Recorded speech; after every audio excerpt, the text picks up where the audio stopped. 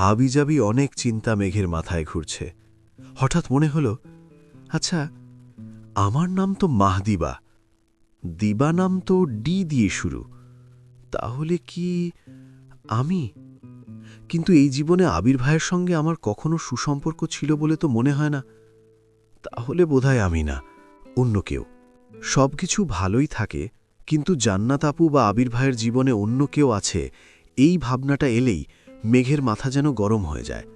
তার সঙ্গে ওই ছেলেটার ঘটানো কাণ্ড তো মাথায় ঘুরছেই। মেঘ চেয়ারে বসে কফিটা কোনো রকমে খেল। মাথা ব্যথার জন্য কিছুই ভালো লাগছে না। বেশি কান্না করার ফলে মাথা ব্যথাটা আরও বেড়েছে। কফিটা শেষ করে মেঘ টেবিলের ওপর মাথা রেখে চোখ বন্ধ করে বসে রইল। ঘণ্টাখানেক পর আবির এসে ডাকল, মেঘ। মেঘ দ্রুত গিয়ে দরজা খুলে আবার চেয়ারে বসে পড়ল। মাথা ব্যথার জন্য ঠিকভাবে বসে থাকতে পারছে না। আবার টেবিলে মাথা রাখল। আবির রুমে ঢোকে কপাল কুঁচকে তাকাল। টেবিলের উপর রাখা সব খাবারই পড়ে আছে, শুধু কফিটা খাওয়া। মেঘের কাছে গিয়ে ঠান্ডা কণ্ঠে শুধালো, মাথা ব্যথা করছে? মেঘ ওভাবেই উত্তর দিল, হ্যাঁ। আবির মেঘের দিকে তাকিয়ে ভারী কণ্ঠে প্রশ্ন করল, খাসনি কেন কিছু? মেঘ মুখ তুলে তাকিয়ে মন খারাপ করে বলল, খেতে ইচ্ছে করছে না। মেঘ আবার প্রশ্ন করল, আমরা বাসায় যাব না? আবির গম্ভীর কণ্ঠে বলল, এই যে খাবার দিয়ে গেলাম, কিছুই খাসনি, বাসায় গিয়েও তো খাবি না, তাই তোকে খাইয়ে তারপর দিয়ে আসব। আবির পিএসকে ডেকে এক প্যাকেট কাচ্চি আর ওষুধ আনতে বলল। এরপর আবির ফোন বের করে মামনিকে কল দিল। হালিমা খান কল রিসিভ করতেই আবির সালাম দিল। হালিমা খান সালামের উত্তর দিয়ে স্বাভাবিক কণ্ঠে জিজ্ঞেস করলেন, কিরে, এই সময় কল দিলি যে, কোনো দরকার? আবির ঠান্ডা কণ্ঠে বলল, মেঘ আমার অফিসে আছে, এটা জানানোর জন্য কল দিয়েছি। গাড়ি জ্যামে আটকে ছিল, তাই আমি গিয়ে নিয়ে আসছি। আমার একটু কাজ আছে, শেষ করে ওকে নিয়ে বাসায় ফিরব। আর আঙ্কেলকে বলেছি গাড়ি নিয়ে বাসায় চলে যেতে। এক নিঃশ্বাসে কথাগুলো বলে থামল। হালিমা খান হাসি মুখে উত্তর দিলেন, আচ্ছা, ঠিক আছে। মেঘ জ্বালালে মাথা গরম করিস না বাবা, কাজ শেষ করে চলে আসিস। আবির মৃদু হেসে বলল, সমস্যা নেই, তুমি চিন্তা করো না। কল কাটতেই মেঘ বলল, আপনি আম্মুকে বললেন না কেন? আবির মেঘের দিকে তাকিয়ে উত্তর দিল, সব কথা সব সময় সবাইকে বলতে হয় না। মেঘ আর কিছু বলল না, চুপচাপ বসে রইল।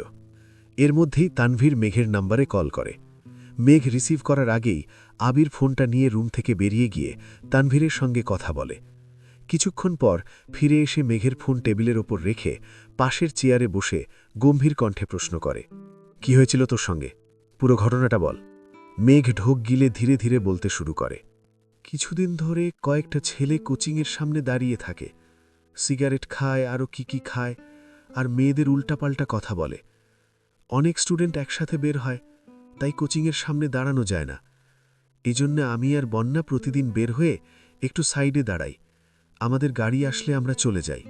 কিন্তু বন্যার জ্বর সর্দি, তাই গতকাল আসেনি, আজও আসতে পারেনি। আজ কোচিং থেকে বের হয়ে আমি অন্য দিনের মতোই সাইডে দাঁড়িয়ে ড্রাইভার আঙ্কেলকে কল দিচ্ছিলাম। আঙ্কেল বলল জ্যামে আছে, একটু দেরি হবে, আমি কোচিংয়ের ভেতরে বসি। আমি আবার যখন ঘুরে কোচিংয়ে ঢুকতে যাচ্ছিলাম, তখনই কয়েকটা ছেলে পথ আটকে দাঁড়ায়। আমি সাইড দিতে বলছিলাম, কিন্তু মাতালের মতো কী সব বলছিল। আমি ভয়ে উল্টো দিকে হাঁটা শুরু করলাম। ওখান থেকে একটা ছেলে আমার পিছু নিল। আমি দ্রুত হাঁটছিলাম আর ফোনে ভাইয়ার নাম্বারে কল দিচ্ছিলাম। ওই ছেলে বাজে কথা বলতে বলতে আমার কাছে চলে আসে।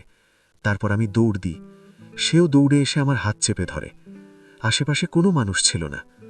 আমি হাত ছাড়ানোর অনেক চেষ্টা করছিলাম, কিন্তু পারছিলাম না। চিৎকার করছিলাম, কিন্তু কেউ ছিল না। ওই ছেলে আমাকে ধরতে নিতেই দূর থেকে একটা লোক দৌড়ে আসে। তাকে দেখে ছেলেটা দৌড় দেয়। কিছু দূর যাওয়ার পর কয়েকজন মিলে ছেলেটাকে ধরে। আমি তখন আবার ভাইয়াকে কল দিই। ভাইয়া রিসিভ করেনি। বাধ্য হয়ে আপনাকে কল দিই। ওই ছেলেটাকে আটকিয়ে ২-৩ জন এসে আমাকেও সেখানে নিয়ে যায়। অনেক প্রশ্ন করে। পরে কেউ একজন পুলিশে কল দেয়। পূর্ণ মনোযোগ দিয়ে কথাগুলো শুনল আবির। দীর্ঘশ্বাস ছেড়ে নিজেকে শান্ত রাখার চেষ্টা করল, কিন্তু তার চোখ যেন কিছুতেই শান্ত হতে চাইছে না। আবিরের চোখ রাগে জ্বলছে। নিজের ফোন বের করে কিছু একটা টেক্সট কাউকে পাঠিয়ে ফোন রেখে ২ হাত টেবিলের ওপর রেখে তার উপর মাথা রাখল। তার এই রুদ্রমূর্তি ধারণ করা রূপ যেন কোনোভাবেই মেঘ না দেখে সেই চেষ্টা করছে নিজেকে আড়াল করে। মেঘ নির্বোধের মতো আবির ভাইয়ের চুলের দিকে চেয়ে আছে। সামনের দিকের লম্বা চুলগুলো টেবিলের উপর পড়ে আছে। মেঘ মৃদু হেসে নিজের ডান হাত এগিয়ে দিল আবির ভাইয়ের চুলের দিকে। টেবিলে পড়ে থাকা চুলগুলো আলতো করে ছুঁয়ে দিল। ধমকের ভয়ে সঙ্গে সঙ্গে হাত সরিয়ে নিল, কিন্তু আবিরের নীরবতা দেখে আবারও ছুঁয়ে দিল চুলে। মেঘের এমন কাণ্ডে আবিরের লুকানো রাগান্বিত মুখমণ্ডলে অকস্মাৎ হাসি ফুটে উঠল। ক্ষণিকের মধ্যেই তার রাগী অভিব্যক্তি বদলে গেল। কিছুক্ষণ চুল নিয়ে দুষ্টুমি করে চুল ছেড়ে স্বাভাবিক হয়ে বসল। তারপর শীতল কণ্ঠে ডাকল, আবির ভাই। সহসা সেই চিরচেনা সুমধুর কণ্ঠে উত্তর এল, হুম। এই ডাক শুনে মেঘ কয়েক সেকেন্ড মুগ্ধ হয়ে রইল। তারপর ঢোক গিলে ভয়ে ভয়ে প্রশ্ন করল, দেওয়ালে যে ডি লেখা, ডি দিয়ে কার নাম? আবির মাথা তুলে ভ্রু কুচকে মেঘের দিকে তাকিয়ে নিরুদ্বেগ কণ্ঠে বলল, হবে কোনো এক ঢঙ্গি। কথা ঘোরানোর জন্য আবির শক্ত কণ্ঠে বলতে শুরু করল, আজকের পর থেকে তোর কোনো ধরনের সমস্যা হলে বা যদি মনে হয় সমস্যা হতে পারে, সঙ্গে সঙ্গে আমায় কল দিবি। তানভীর ব্যস্ত থাকে, চাইলেও সবকিছু ম্যানেজ করতে পারে না, তাই তানভীরকে কল দেওয়ার আগে আমায় কল দিবি। আর কোচিংয়ে আপাতত তোর যেতে হবে না। কোচিংয়ে গেলে কেউ কিছু বলবে বা খারাপ আচরণ করবে তার জন্য নয়। তুই চাইলে ওইখানের সব ছেলেকে এখনই তোর পায়ে ধরে মাফ চাইয়ে দিতে পারি, আর কোনো দিন কোচিংয়ের আশেপাশেও আসবে না। কিন্তু সমস্যা হচ্ছে তুই এই বিষয়টা স্বাভাবিকভাবে নিতে পারবি না। তুই কোচিংয়ে যেতে আসতে ভয় পাবি। আমি চাই না আজে বাজে প্রেশার নিয়ে নিজের মাথাটা হ্যাং করে রাখিস। তার চেয়ে কোচিংয়ের রুটিন অনুযায়ী পড়বি। আমি প্রশ্ন নিয়ে আসব, জান্নাত তোর পরীক্ষা নেবে। দরকার হলে জান্নাত 3 ঘন্টা সময় নিয়ে তোকে পড়াবে। মেঘ আস্তে করে বলল, বেশি রাত হলে জান্নাত আপু কিভাবে যাবে? আবির কপাল কুচকে তাকিয়ে গম্ভীর কণ্ঠে উত্তর দিল, জান্নাতের চিন্তা তোর করতে হবে না, আগে নিজের চিন্তা কর। এই সময় পিএস খাবার আর ওষুধ নিয়ে এলো। মেঘকে খেতে দিয়ে আবির অফিসের বাকি কাজগুলো দ্রুত শেষ করল। রাকিব আর রাসেলের সাথেও কথা বলে এলো। পিএস ছেলেটা এক ফাঁকে আবিরের কাছে মাফও চেয়েছে। আবির সারা দিন ধরেই রাগে ফুঁসছে। অফিসের সবার সাথেই হুটহাট রাগ দেখাচ্ছে। নিজের রাগ কন্ট্রোল করতে পারছে না। কয়েকবার চোখে মুখে পানিও দিয়েছে, তাতেও কাজ হচ্ছে না।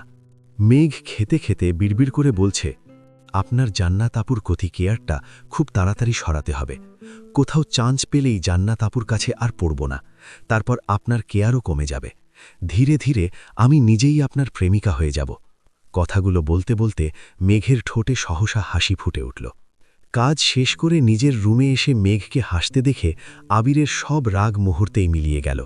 মনে মনে ভাবল, তোর ওই হাসিতে কি এমন জাদু আছে যে হাসি আমার সব রাগ এক মুহূর্তেই নিঃশেষ করে দিতে পারে? মেঘ কাকাতেই আবির নড়ে উঠল। স্বাভাবিক কণ্ঠে বলল, রেডি হয়ে নে, বাসায় যাব। মেঘকে বাসার সামনে নামিয়ে আবির গম্ভীর কণ্ঠে বলল, রুমে গিয়ে ডিরেক্ট ঘুমাবি, কাউকে কিছু বলার দরকার নেই।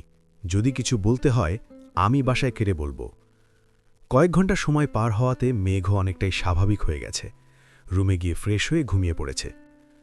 ঘণ্টা দুয়েক পর চিল্লাচিল্লির শব্দে মেঘের ঘুম ভাঙে।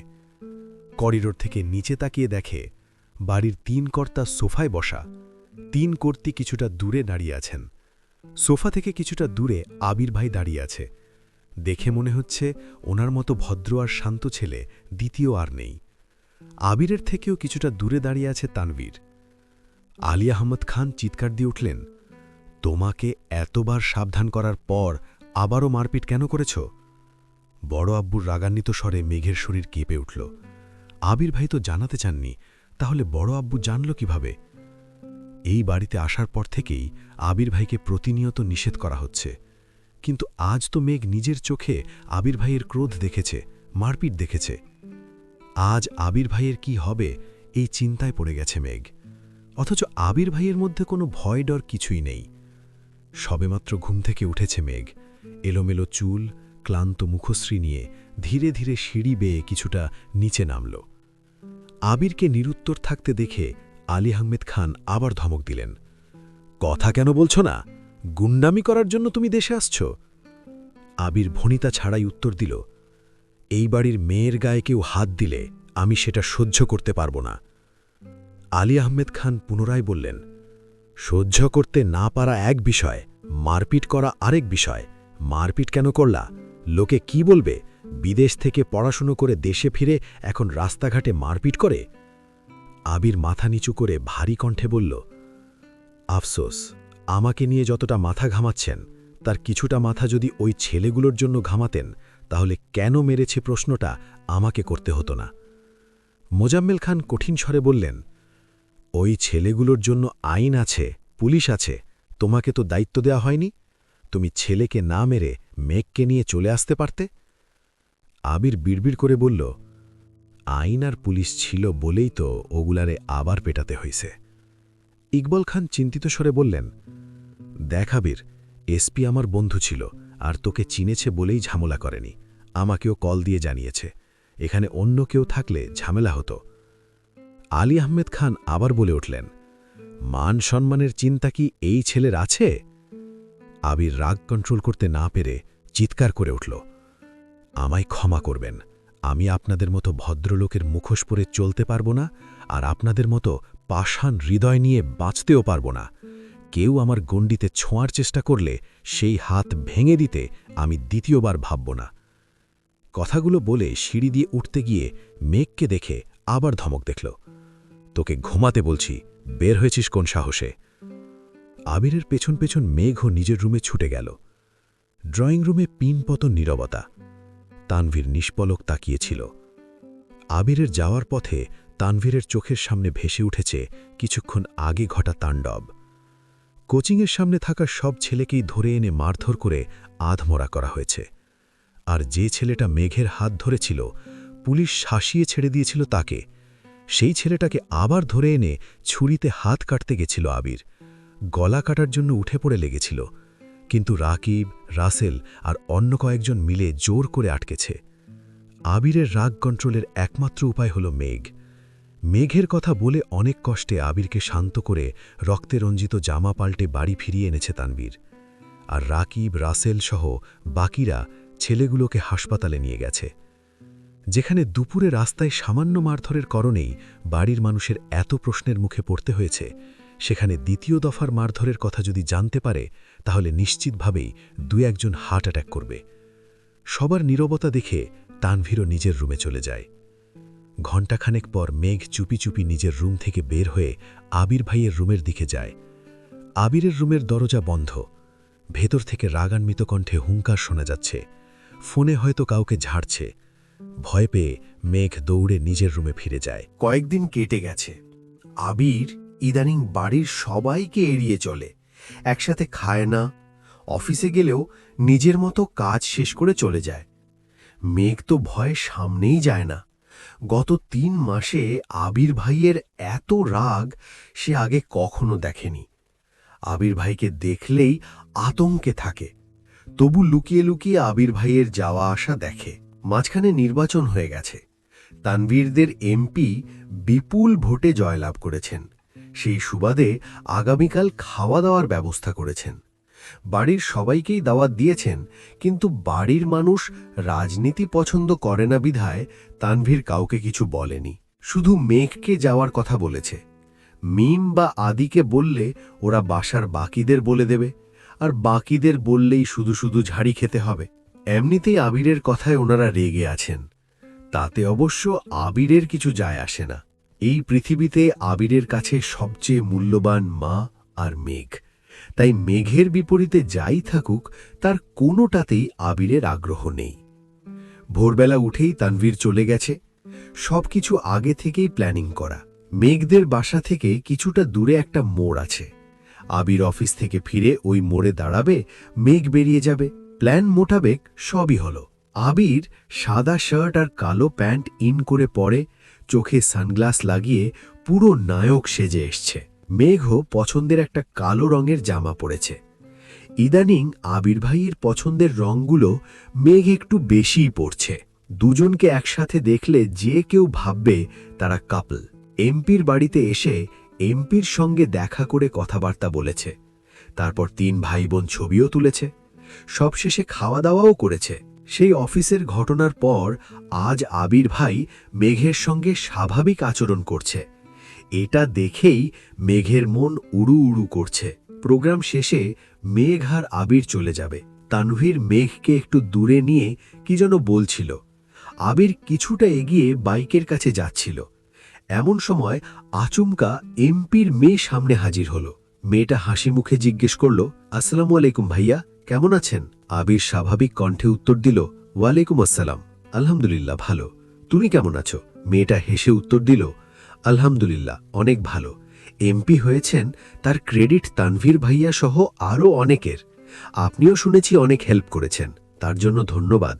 আবির মৃদু হাসল, আর কিছু বলল না। মেয়েটা আবার প্রশ্ন করল, ভাইয়া আপনার গার্লফ্রেন্ড কেমন আছে? আবির মৃদু হেসেই উত্তর দিল, আলহামদুলিল্লাহ ভালো। তানভীর মেঘকে বিদায় দিয়ে ভিতরে চলে গেছে। মেঘ আবির ভাইয়ের দিকে তাকাতেই চোখে পড়ল একটা সুন্দরী মেয়ে আবির ভাইয়ের সঙ্গে কথা বলছে। ভালো করে দেখতেই মনে পড়ল আবির ভাইয়ের ফোন থেকে ব্লক করা সেই মেয়েটা, মানে এমপির মেয়ে। আবির ভাইয়ের সঙ্গে কথা বলতে দেখে মেঘের মেজাজ খারাপ হয়ে যাচ্ছে। এক প্রকার দৌড়ে মেঘ আবির ভাইয়ের পাশে গিয়ে দাঁড়ালো। মেয়েটা মেঘের দিকে তাকিয়ে মুখ গোমড়া করে ফেলল। ঠান্ডা কণ্ঠে শুধল, উনি কি আপনার গার্লফ্রেন্ড? এমপির মেয়ের এমন প্রশ্নে মেঘ ভ্যাবাচাকা খেয়ে গেল।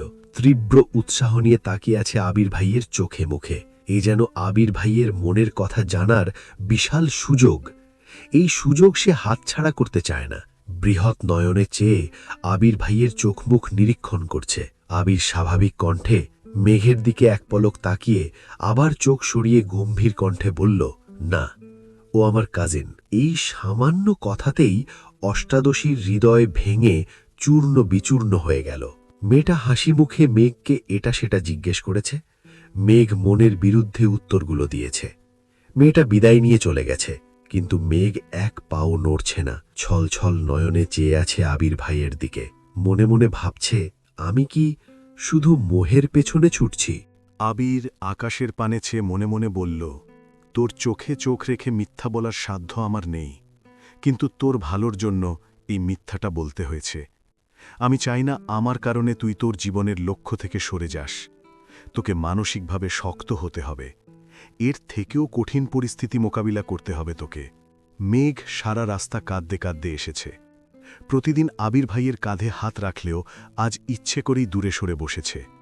বাইকের পেছনে হাত রেখেছে, তবুও আবির ভাইকে ছুঁয়েও দেখেনি। এই অনুভূতিহীন মানুষটা কোনোদিন মেঘের অনুভূতি বুঝবে না। যেখান থেকে মেঘকে নিয়ে গিয়েছিল ঠিক সেখানেই নামিয়ে দিয়েছে আবির। মেঘ হেলমেট রেখে একবারের জন্যেও আবিরের দিকে তাকায়নি। যথারীতি বাড়ির উদ্দেশ্যে হাঁটছে। বুকের ভেতর অসহনীয় যন্ত্রণা হচ্ছে তার। এই যন্ত্রণার এক অংশ যদি আবির ভাই বুঝত। মেঘ কাঁদছে আর বাড়ির দিকে হাঁটছে।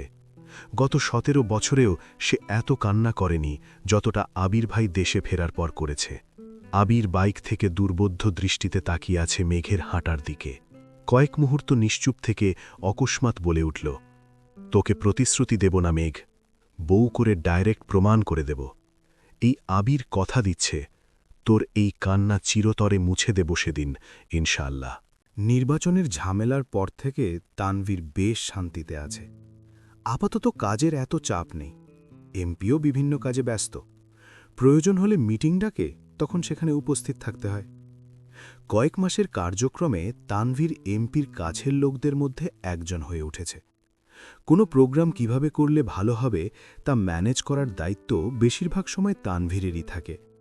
নিজে না পারলে আবির তো আছেই। এমপির বাড়িতে দৌড়াদৌড়ি আর কাজ করতে করতে ধীরে ধীরে এমপির মেয়ের সাথেও তানভীরের সুসম্পর্ক হয়ে গেছে। মেয়েটাও তানভীরকে আপন ভাইয়ের মতনই দেখে। তানভীরদের একটা কাজের দায়িত্ব দিয়ে এমপি কোনো এক জায়গায় চলে গেছেন। তানভীর আরও কয়েকজন মিলে কাজ করছিল। হঠাৎ এমপির মেয়ের আগমন হল। মেয়েটা হাসি মুখে বলল, তানভীর ভাইয়া একটু বসি এখানে। একে এমপির মেয়ে, তার ওপর নিজের বাড়ি, না করার ক্ষমতা নেই তানভীরের। তাই ধীর কণ্ঠে বলল, বসো। মেয়েটা বসে আস্তে করে বলল, আপনাকে একটা কথা জিজ্ঞেস করতে এসেছি। জিজ্ঞেস করব? কি কথা? মেয়েটা আশেপাশে তাকিয়ে ধীর কণ্ঠে বলল, ওই দিন প্রোগ্রামে আবির ভাইয়ার সাথে একটা মেয়ে এসেছিল। ওই মেয়েটাকে? কেন? মেয়েটা মৃদু হেসে উত্তর দিল, মেয়েটা মাশাল্লাহ খুব কিউট। আমি ভাইয়াকে জিজ্ঞেস করেছিলাম মেয়েটা কে। ভাইয়া বলেছে কাজিন। আপনি আর ভাইয়াও তো কাজিন, তাহলে মেয়েটা কি আপনার বোন? হ্যাঁ, আমার একমাত্র বোন, মাহাদিবা খান মেঘ। এখন বলো ঘটনা কি? মেয়েটা আমতামতা করে বলল, আসলে আপনার বোনকে আমার খুব পছন্দ হয়েছে। আমার ভাইয়া ইউকেতে পড়াশোনা করে। আমার মনে হচ্ছে আমার ভাইয়ার সাথে মেঘকে খুব ভালো মানাবে। এটুকু বলেই থামল। তানভীর কপাল কুঁচকে তাকিয়ে আছে। আবার মেয়েটা বলতে শুরু করল, না না, এখন বিয়ে দিতে হবে না। ভাইয়া 2-1 বছরের মধ্যে ছুটি নিয়ে দেশে আসবে, তখন যদি। তানভীর দীর্ঘশ্বাস ছেড়ে রাগ কন্ট্রোল করে মৃদু হাসল। তারপর শক্ত কণ্ঠে বলল, আমায় বলেছ এখানেই থামো। ভাইয়া যদি এগুলো শোনে, আল্লাহ জানে কি করবে। ভাইয়ার যার সাথে বিয়ে ঠিক, সে আর কেউ না, আমার একমাত্র বোন মেঘ। ভাইয়ার পৃথিবী জুড়ে শুধু মেঘের অস্তিত্ব। না ভাইয়া কারোর হবে, আর না মেঘকে কারোর হতে দেবে। মেয়েটা বিস্মিত চোখে তাকিয়ে বিড়বিড় করে বলল, ভাইয়াকে জিজ্ঞেস করেছিলাম গার্লফ্রেন্ড কিনা, উনি তো না করেছেন, বলেছেন কাজিন। গার্লফ্রেন্ড না তাই না করেছে, বউ কিনা জিজ্ঞেস করলে ঠিকই হ্যাঁ বলতো। ভাইয়া মেঘকে কখনো গার্লফ্রেন্ড ভাবে না, সবসময় বউ ভাবে, আর বউ হিসাবেই পরিচয় দেয়। যাই হোক, এই বিষয় নিয়ে আর কথা বাড়িও না, যাও এখান থেকে। মেয়েটা মন খারাপ করে চলে গেল। আবিরকে ভালো লাগছিল। আবির অন্য কারোর মালিকানায় বন্দী। এখন মেঘকে নিজের ভাইয়ের জন্য পছন্দ করছে, অথচ এই মেঘও আবির ভাইয়ের দখলে। বিড়বিড় করে আবিরকে বকতে বকতে বাসার ভেতরে ঢুকে গেল। তানভীর কাজ শেষ করে দুপুরে বাইক নিয়ে বেরোল। মেঘদের কোচিংয়ের সামনে ওয়েট করছে। কিছুক্ষণ পর কয়েকজনের সাথে বন্যাও বেরিয়ে এলো। বন্যাকে দেখে তানভীর বাইকের থেকে জোরে ডাকল, এই মেয়ে, এদিকে আসো। বন্যা অবাক চোখে তাকিয়ে, মেঘ তো কোচিংয়ে আসে না। ওই দিনের ঝামেলার পর মেঘই কল দিয়ে বন্যাকে সব বলেছে। তাহলে তানভীর ভাইয়া কোচিংয়ের সামনে কেন? বন্যা গুটি গুটি পায়ে এগিয়ে এলো। তানভীর স্বাভাবিক কণ্ঠে শুধাল, আজকের পরীক্ষা কেমন হয়েছে? বন্যা মৃদু হেসে উত্তর দিল, জি ভালো। তানভীর গলা খাঁকড়িয়ে ধীর কণ্ঠে প্রশ্ন করল, তুমি নাকি অসুস্থ ছিলে, সুস্থ হয়েছ? বন্যা বিস্ময়কর দৃষ্টিতে তাকিয়ে আছে। বন্যা অসুস্থ ছিল এটা তানভীর ভাই কিভাবে জানে? নিশ্চয়ই মেঘ বলেছে। বন্যা মাথা নাড়ল। তানভীর বাইকের সাইড থেকে একটা হেলমেট তুলে বন্যার দিকে এগিয়ে দিয়ে বলল, এটা পরে বাইকে বসো। বন্যা ভ্রু কুঁচকে বলল, কেন? তানভীর একটু শক্ত গলায় বলল, উঠতে বলছি, উঠো। বন্যা তানভীর ভাইয়ার সম্পর্কে ভালো করেই জানে, তাই তাড়াহুড়ো না করে চুপচাপ বসল। তানভীরের পেছনে নিজের ব্যাগ রেখে এমনভাবে বসেছে যেন দায় না লাগে। তনবীর বন্যাকে নিয়ে একটা রেস্টুরেন্টে এলো। বন্যার পছন্দমতো খাবার অর্ডার দেওয়া হলো। আগে একদিন মেঘ সাথে ছিল বলে বন্যার এতটা অস্বস্তি লাগেনি। আজ একা তানভীরের সাথে খেতে এসে হাত পা ঠিক রাখতে পারছে না। বন্যার অস্বাভাবিকতা দেখে তানভীর স্বাভাবিক কণ্ঠে বলল, এত ভয় পাচ্ছ কেন? আমি তো অপরিচিত কেউ না। আর আশেপাশের মানুষ যদি তোমার এই কাঁপাকাঁপি দেখে, তাহলে ভাববে আমি তোমাকে কিডন্যাপ করে এনেছি। প্লিজ স্বাভাবিক হও। বন্যা কিছুটা স্বাভাবিক হয়ে কোমল কণ্ঠে জিজ্ঞেস করল, আমায় আবার ট্রিট দেওয়ার কারণ কি? তানভীর উত্তর দিল, আমাদের এমপি জিতেছে, এই খুশিতে খাওয়াচ্ছি। আরও আগেই খাওয়াতে চেয়েছিলাম, কিন্তু সময় পাইনি। মাঝখানে এমপির বাড়িতে প্রোগ্রাম ছিল। অবশ্য সেখানে তোমাকে যেতে বলতাম, কিন্তু তুমি যাবে না তাই বলিনি। আজ একটু ফ্রি আছি তাই নিয়ে এলাম। বন্যা কিছু ভেবে আবার প্রশ্ন করল, তাহলে মেঘকেও নিয়ে আসতেন? তানভীর সঙ্গে সঙ্গে বলল, বনুকে নিয়ে আসতে চেয়েছিলাম, কিন্তু ভাইয়া নিষেধ করল।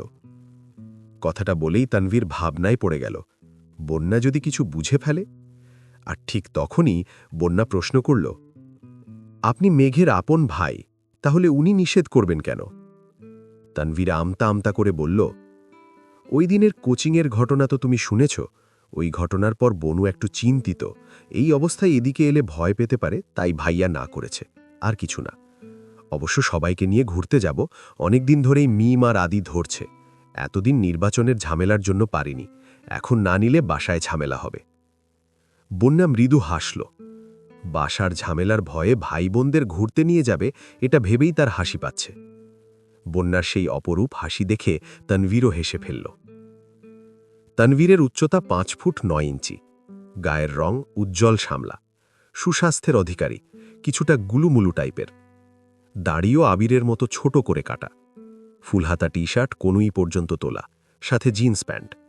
হেলমেটের কারণে গোছানো চুলগুলো অগোছালো। বন্যা কিছুক্ষণ তানভীরের মুখের দিকে তাকিয়ে রইল। এমনিতে খুব মুডি মনে হলেও হাসি মুখ দেখলে মনে হয় না মানুষটা এত রাগী। দুজনেই খাওয়া শেষ করল। তারপর বন্যাকে বাসার গলি পর্যন্ত পৌঁছে দিয়ে তানভীর বাসায় ফিরল। দিনটা বৃহস্পতিবার ছিল। সন্ধ্যায় মেঘ সোফায় বসে নুডলস খাচ্ছিল। এমনিতেই ইদানিং মেঘের মন ভালো নেই। সেদিন আবির ভাইয়ের মুখে না শব্দটা শোনার পর থেকে মেঘ আর আবির ভাইয়ের সাথে কথা বলে না। আবিরও আগ বাড়িয়ে কথা বলতে আসে না। নুডলস খাওয়ার মাঝেই মালিহা খান হুট করে এসে মেঘের পাশে বসলেন। মেঘ অবাক চোখে তাকিয়ে ঠান্ডা কণ্ঠে জিজ্ঞেস করল, কি হয়েছে বড় আম্মু? মালিহা খান উত্তেজিত কণ্ঠে বললেন, হ্যারি মেঘ, মেয়েটা যে তোকে পড়ায়, কি যেন নাম? মেঘ ভ্রু কুচকে উত্তর দিল, জান্নাত আপু। কেন? মালিহা খান আবার বললেন, জান্নাত মেয়েটাকে তোর কেমন লাগে? আমার তো বেশ ভালো লাগে, খুব ঠান্ডা, মন মানসিকতাও ভালো মনে হলো। আমার মাথায় একটা চিন্তা ঘুরছে, আবিরের তো বিয়ের বয়স হয়েই গেছে, জান্নাতের সাথে আবিরকের ভাইকে ভালো মানাবে, তাই না? মেঘের মনে হল মাথার ওপরের ছাদটা হঠাৎ ভেঙে পড়ল। বুক কেঁপে উঠল। যে মেয়েটাকে নিয়ে নিজেই আতঙ্কে আছে, সেই মেয়েকেই বড় আম্মু বউ করার কথা বলছে, যেন কাটা গায়ে নুনের ছিটা। মেঘ ঢোক গিলে নিজেকে স্বাভাবিক রাখার চেষ্টা করল, কিন্তু চাইলেই কি সব লুকানো যায়?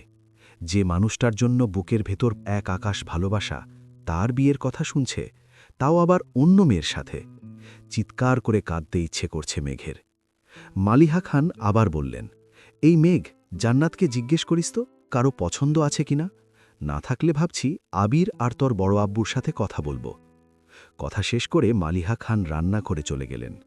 মেঘের গলা দিয়ে নুডলস নামছে না, বুক ফেটে কান্না আসছে। প্লেট রেখে নিজের রুমে চলে গেল। ফ্যান ছেড়ে লাউডস্পিকারে গান চালিয়ে ইচ্ছে মতো কেঁদেছে। মনের কষ্ট প্রকাশ করার মতো কেউ নেই, কান্নাই তার একমাত্র সঙ্গী। ঘণ্টাখানেক পর জান্নাত আপু পড়াতে এলো। মেঘ হাত মুখ ধুয়ে ফ্রেশ হয়ে নিচে পড়তে এলো। জান্নাত আপুকে দেখতেই বড় আম্মুর কথাগুলোই মাথায় ঘুরছে। পড়ানো শেষে মেঘ বলল, আপু, একটা কথা জিজ্ঞেস করি? জান্নাত মিষ্টি হেসে বলল, হ্যাঁ অবশ্যই। মেঘ শীতল কণ্ঠে প্রশ্ন করল, আপু, আপনি কি কাউকে পছন্দ করেন? এই প্রশ্নে জান্নাতের ঠোঁট আরও প্রশস্ত হল। শান্ত স্বরে উত্তর দিল, হ্যাঁ। মেঘ প্রশ্ন করতে যাচ্ছিল কে সে, ঠিক তখনই জান্নাতের ফোনে কল এলো। কল রিসিভ করে কথা বলতে বলতে মেঘের কাছ থেকে বিদায় নিয়ে জান্নাত চলে গেল। অষ্টাদশীর মনের ভেতর তোলপাড় চলছে। বড় আম্মুর কথা, জান্নাত আপুর প্রতি আবির ভাইয়ের কেয়ার, কিছুদিন আগে মেঘকে কাজিন বলে পরিচয় দেওয়া, আর আজ জান্নাত আপুর পছন্দের মানুষ আছে জানা, সব এক সুতে গাঁথলে মেঘের কি হবে? চোখ টলমল করছে। দু ফোঁটা পানি গড়িয়ে পড়তেই হাতের উল্টো পিঠে চোখ মুছে শক্ত কণ্ঠে নিজেকে শাসালো, একদম কাঁদবি না। যে মানুষটা কোনোদিন তোর হবেই না, তাকে নিয়ে কেন কাঁদছিস? মেঘ রাতে খায়নি। সবাই অনেক ডাকলেও রুম থেকে বেরোয়নি। আবির বাসায় ফেরার পর থেকে ছাদে ছিল। রুমে এসেছে শেষ রাতে, তাই সে এসবের কিছুই জানে না।